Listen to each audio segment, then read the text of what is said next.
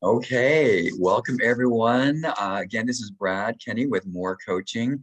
And today I have with me a very good friend of mine, Francine Favret. And let me just give you a quick introduction for her. So first, thank you for being here, Francine. So Francine, I'm going to read from your bio here so I can make sure I get Sure. it correct. You are a heart-centered coach with over 25 years of experience in personal development, coaching, and leadership. You also integrate 20 years of personal inner work and spiritual growth in the work that you do. You've got 7 years in the healing arts. You practice NLP in your coaching and working with people. And you have also training in somatic and traumatic integration specialists. So thank you so much for being part of this. When I was thinking about doing this series, you were one of the first people that came to mind, and Ah, you were one of the first people to say yes. So thank you. awesome. I'm honored that you thought of me. Thank you. Of course. Well, we had talked about working together a few years Sure. ago, and as I say, life, and it wasn't in the cards at that moment. So let me start off by asking you to tell us who you are, what you do, because I know I just described it, but tell us really in a sort of a layman's way what you do and why it's important to you. Sure. As you mentioned in the bio, 20 plus years in leadership. Some of that was coaching even before I knew I was coaching, just supporting other leaders. And it hit me in 2014 doing a workshop with some of my team. Really, I thought it was going to be a one thing that I was going to do. I was really diving into the personal development work at that time. Went through a divorce 2 years prior to that and was in the dating game again and met my husband, who I thought was a king. And I'm like, I haven't dated a king before. This is different. A little older, 5 years older than me. And he was just different, in a good way. And I felt like if I didn't really dive into the work, I was going to screw this up. And I had to quit blaming the guys. The dating scene was a little painful, in my 40s again, going back. And I was like, man, this is maybe painful more than going through a divorce. And, at some point I needed to go, well, it can't be just the guy. I really need to look and dive into me and see what I can do on my end, and trying to fix the guy is exhausting anyway. So that led me into wanting to share what I learned, what I integrated in some of my work with my team of women, sort of outside of the corporate box. I didn't even ask for permission when I was going to do this workshop. And, at that point, I was like, in the middle of it, it hit me like, oh my God, this is what I want to do when I grow up at 43, 44 years old. And they felt it. I got really good feedback from it. So I started making it sort of like a monthly thing. And it grew from that, and realized that I wanted to step out eventually and do my thing. And I did that at the end of 2015. And so it's evolved since then. I've pivoted and sort of scaled down more of like the ideal client who I love to work with. And it's really basically me 10 years ago, maybe even 5 years ago. Some of the things, when I started exploring that. And it's the really, strong woman that is really, her career is really important to her. She's accomplished a lot of stuff.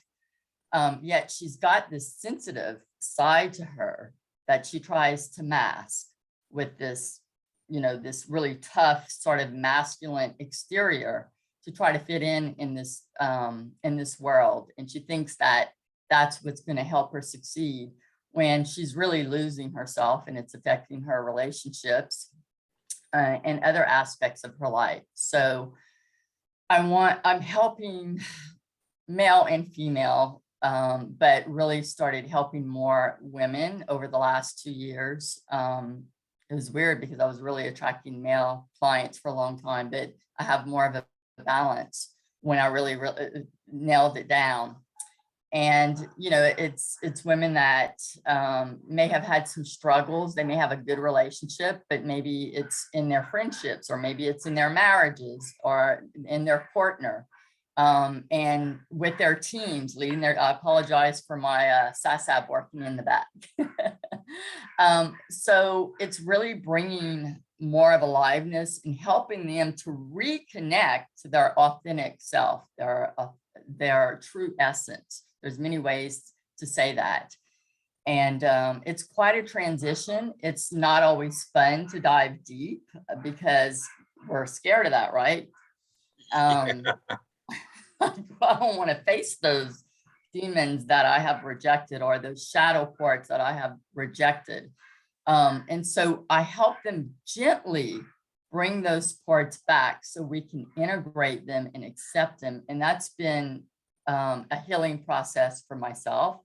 And so I help people, you know, I help them guide in the healing process. I don't heal them. That would be taking their power away from them. But I just started just throw those breadcrumbs in front of them and just pat them along the way to do it. So that's been my mission. I know I sort of went a long way of describing that, but I think that's the female in me. Yeah. Well, I think it's really important to really go into detail sometimes, because people need to understand exactly what is the full spectrum of what you do, and how did you come to that. So I appreciate that. So there's no need to feel bad about that. Awesome. Thank you. All right. So I was going to ask you this one question, but you just answered it. So let me dive to the very last question, and then we can go from there. I feel that that's the direction I want to go today. So why the speaker series is on following your dream, no matter what, no matter where you are in life, no matter your age, no matter what's happened in your life. So why was it important for you to have a dream, and why is it important for others to have dreams and goals in their life?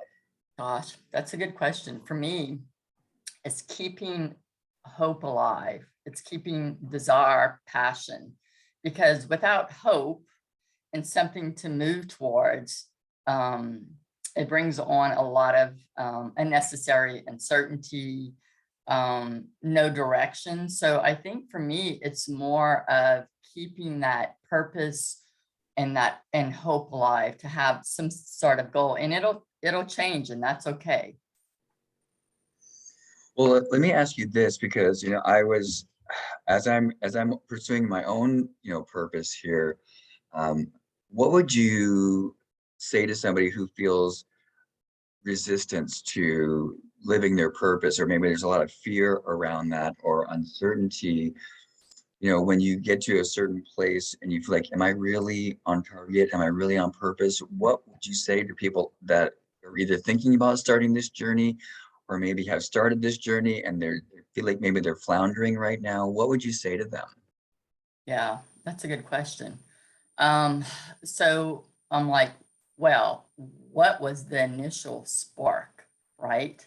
Did it light you on fire? And so that's usually in alignment, right? So it's like, is it out of the alignment zone, or the comfort zone? So I would say that if the initial spontaneous feeling like just fueled you and made you feel on fire, that's something that I would listen to.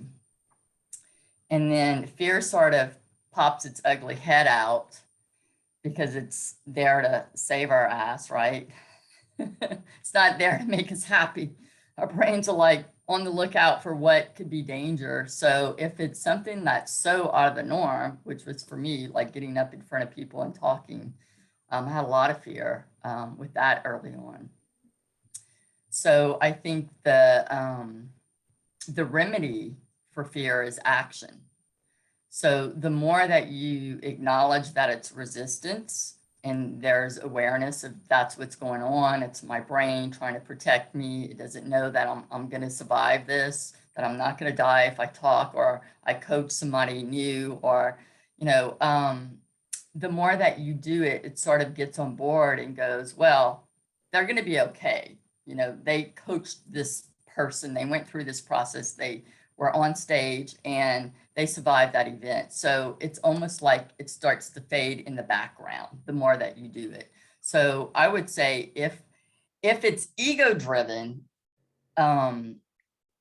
it's going to be outside of alignment with who you are. And in my experience, that's a very uncomfortable, painful feeling, because you're trying to, I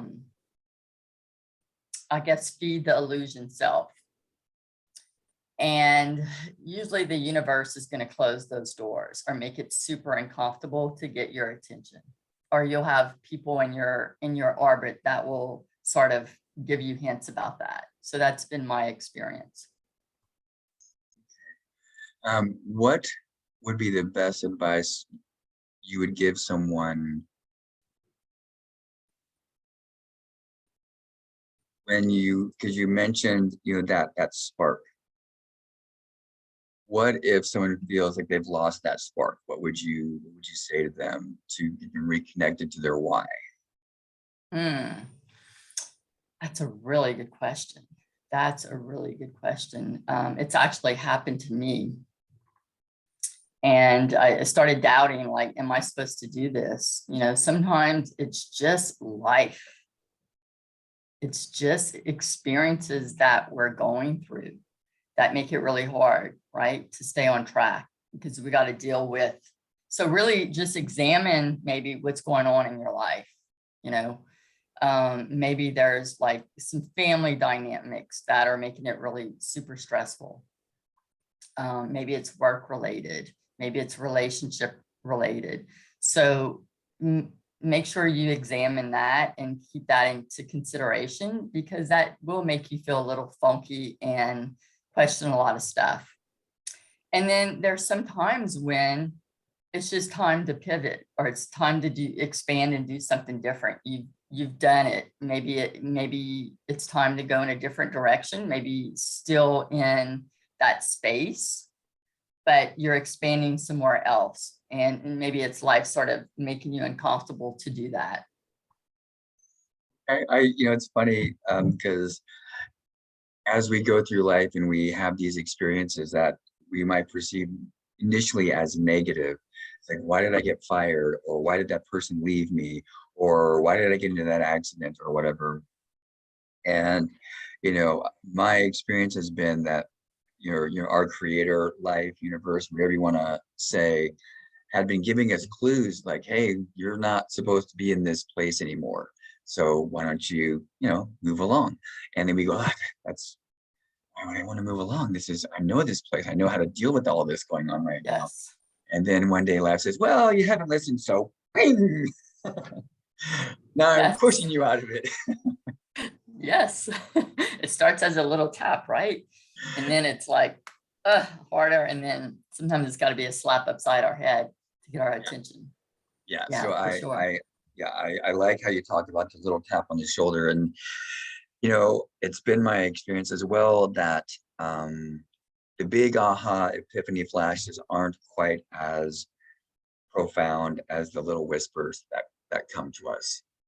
It's like when you're thinking about, well, what should I do? And this little voice goes, you should be helping people. It's like, I can't do that. I'm not qualified, or whatever it might be. But the reality is we all have something to offer this world. Yes. So that's why I want to do this speaker series, is to remind people that it doesn't matter where you are. It doesn't matter what you've been told. It doesn't matter what has happened in your life. We all have something valuable to give, and that somebody needs what you have. Somebody needs what you are offering. So let's dive in. Everybody. Yeah, let's dive in a little bit deeper. And as people are starting to either think about going after their dream again, or maybe they've started and maybe they feel stalled, or maybe they feel like, did I do the right thing? And they think I'm not being successful, so I'm not doing what's in alignment for me. How would you define success? How do you define success for yourself, and what would you tell others and how they could define success for themselves? Gosh, this is going to go against what a lot of people probably think. For me, At this point in my life, it's peace. It's a sense of peace and contentment. And how I get there doesn't really matter. You know, peace is peace, happiness is happiness. Yes, you can accomplish a lot of great things, and that makes you feel good if you're in alignment, you're helping people, and that will give you peace, right?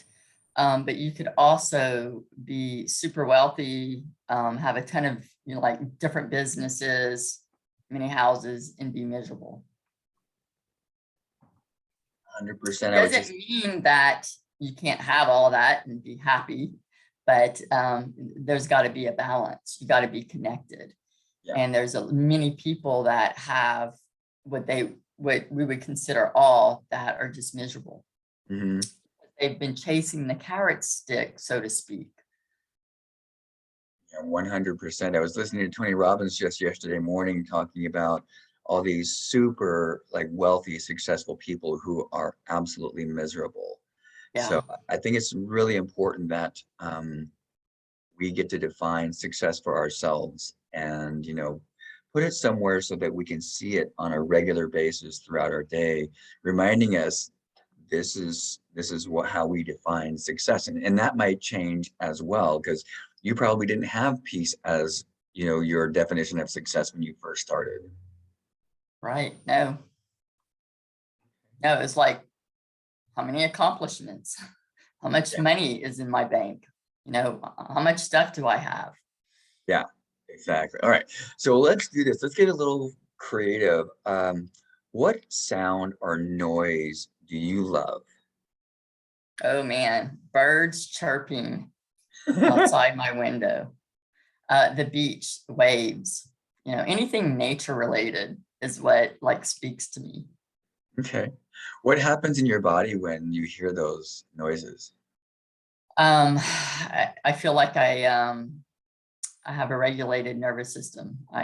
Just a lot of peace in my body, just relaxed, a relaxed state. Just feel like I'm being present. Do you actively incorporate making sure those noises show up in your life on a regular basis? I do, as a matter of fact. I try to go out in nature. I'm very fortunate to have a nature trail outside of my neighborhood that's in walking distance, and it's a beautiful area. And I try to go probably at least 4 times a week, if the weather permits. And there's usually not a lot of people out there, so I'm usually alone. Sometimes my son will join me, and we just look at the trees, look at the birds, just take in all of the sounds, and I feel like it just balances me. You would you recommend this to anyone, or specifically to people who have taken on this idea and this journey of really finding out what is meant for them? Yeah, as far as like going into nature, yeah, I mean, that's how we connect, right? We're humans. And so there's something primal about it. Yeah, I do. Okay, excellent. What are some of the golden rules that you live by? Okay. Humility, kindness, speaking my truth, being courageous, even when there's resistance. And I'm still working on this one, but not taking things personally. Right? I've just learned that more than likely I fall into the category of highly sensitive person. Yeah. Would you say that you are as well?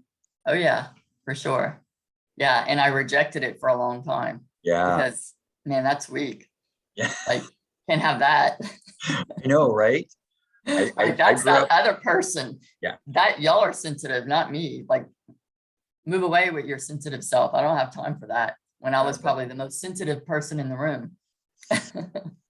Yeah, I used to think that that was a huge sign of weakness, but Yeah. now I know that there's actually it's like almost anything. It's a double-edged sword. It also provides us with the ability to have a great deal of empathy for others and really hold space for them as as they're going on their journey and not come at them with a sense of judgment, but as a sense of compassion. Yes. Yes. And I think the more that we heal those parts of ourselves that we've rejected, and so that mirror stops showing up, or we look at it different, because whatever we don't love about ourselves is what we usually don't love about the other person.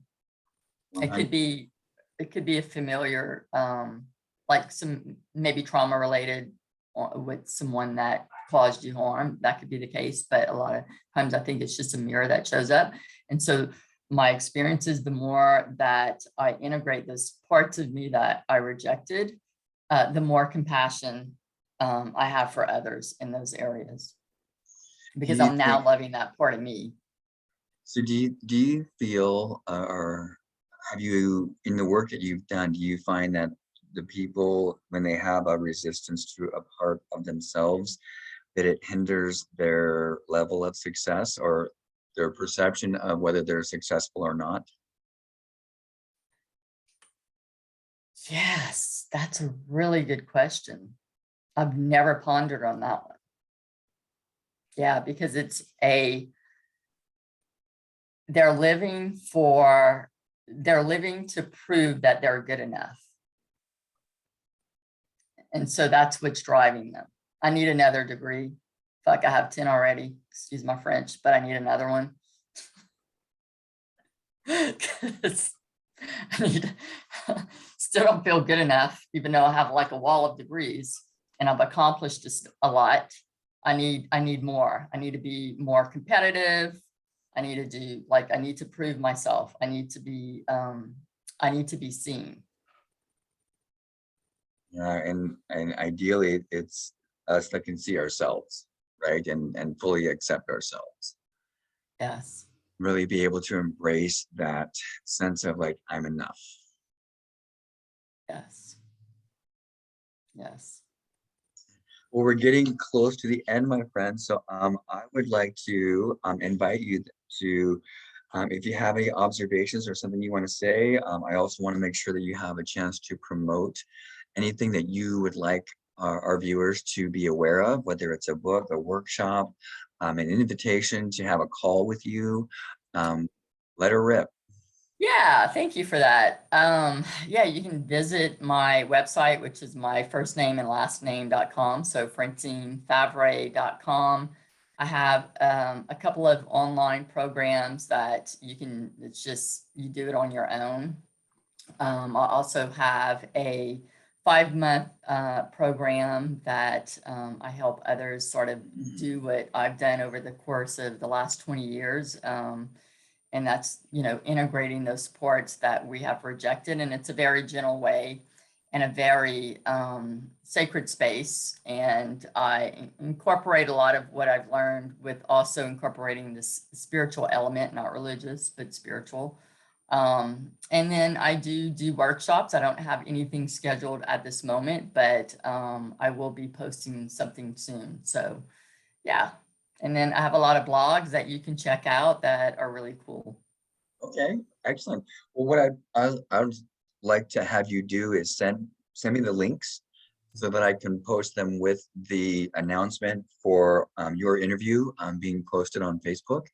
And that Sure. way, even watching the interview, people can still go into the comments and be able to be directed towards you. Perfect. I'll do that. All right. Well, listen, my dear, it's been an absolute pleasure. It's so good to see you. Let's talk again Likewise. about a project that we can put together, and I would love to collaborate with you. Same. Let's do that. All right, my dear, have a wonderful weekend. I don't know if you believe in Easter, but either way, have a wonderful holiday weekend. Yeah, I will. Thank you. All right, you take care. Okay. Bye-bye. Bye-bye.